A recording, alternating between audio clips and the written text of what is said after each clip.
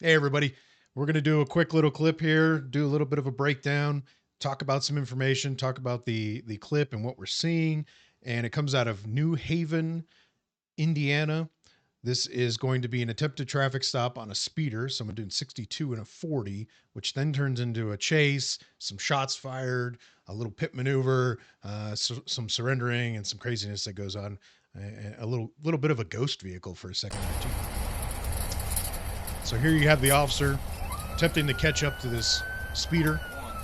I don't recommend going oncoming traffic, but it worked out pretty well. It's going to be the second vehicle up. Shots fired. All right. He's firing shots at the officer out the window, which is pretty wild.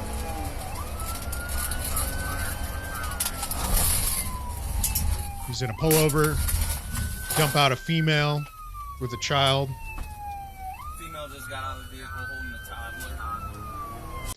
So he's keeping distance, and there's pretty big distance between him and the vehicle. And I assume he's doing that because he's taking rounds. He wants to have that distance. The more distance, the better off you are in terms of, the accuracy of the shooter. So they're more likely to miss your vehicle and miss you from a longer distance, especially with a handgun. And so he's going to pursue this vehicle for a while, probably trying to get more officers to show up, more officers to come to assist.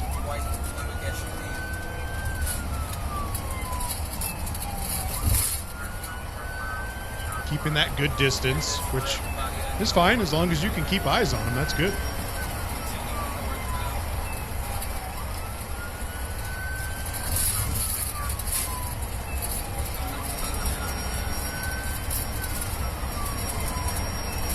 And we're going to skip ahead a little bit in this video because it does go for a while. This is a 45-minute pursuit.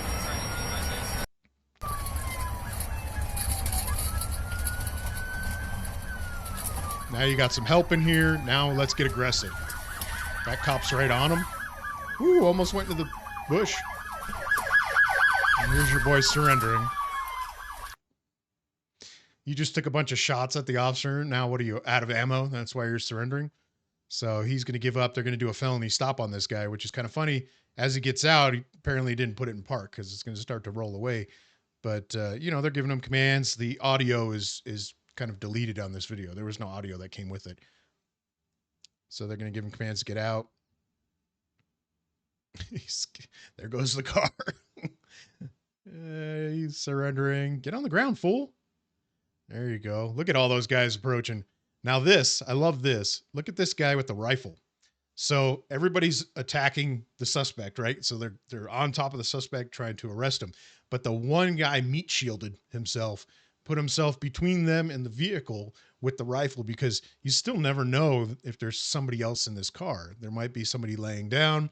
The shooter might have been laying down. It might not have been the driver. And there was a good distance kind of like to figure out what that is. Now they're going to go ahead and search. I like old boy here, off-duty guy, probably ran out of his house, threw his freaking vest on, or was running around, maybe a detective or something, throws his vest on and goes out there to go help too. It's kind of funny. But they're going to go and search the vehicle, approach it and check it and check it. Everything looks good. And then they're going to try to get into it, I think, and it's still locked or whatever. They couldn't get it open. The driver couldn't get it open either. So they start smashing out the window with the baton. I thought that was kind of funny. I don't know if this is a stolen vehicle. It doesn't say. It just says it was a speeder, and how routine police work leads to something bigger. There's no such thing as routine, okay? Just if you're in law enforcement, get that word out of your system, get that word out of your vocabulary. If you view these videos like I do, and you want to kind of talk about them or learn something from them, just learn there's no such thing as routine. Nothing is routine. Something as small as a noise complaint can turn into a mass shooting. It can turn into all sorts of silly nonsense. So it does say in this article I'm reading on my screen here that the suspect was sentenced to 30 years for attempted murder and 12 years on previous charges.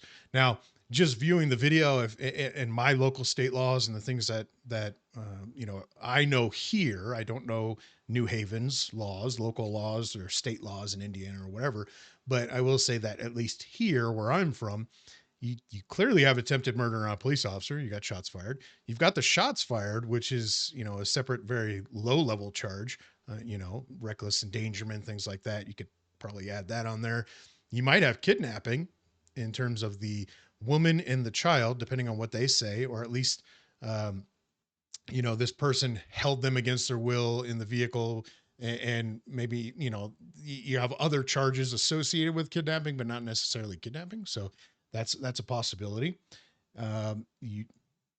You have the reckless driving. You have, if it's a stolen vehicle, you have that. I don't know if that's 30 years, just does not seem like enough to me.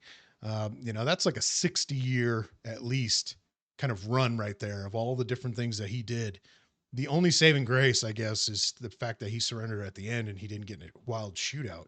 And again, I'm assuming that he ran out of ammo. So that's just my wild assumption. It doesn't say anything about the firearm, if it was thrown out of the vehicle, um, if it was out of ammo, if he had more ammo, it doesn't say anything about that. But anyway, pretty cool clip, pretty wild. I love that execution of the pit right at the end there, and that very aggressive, action on that suspect. Very good on that officer.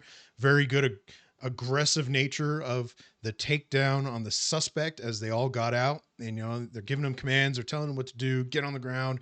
He gets on the ground and they get on him and arrest him with that one meat shield covering the vehicle.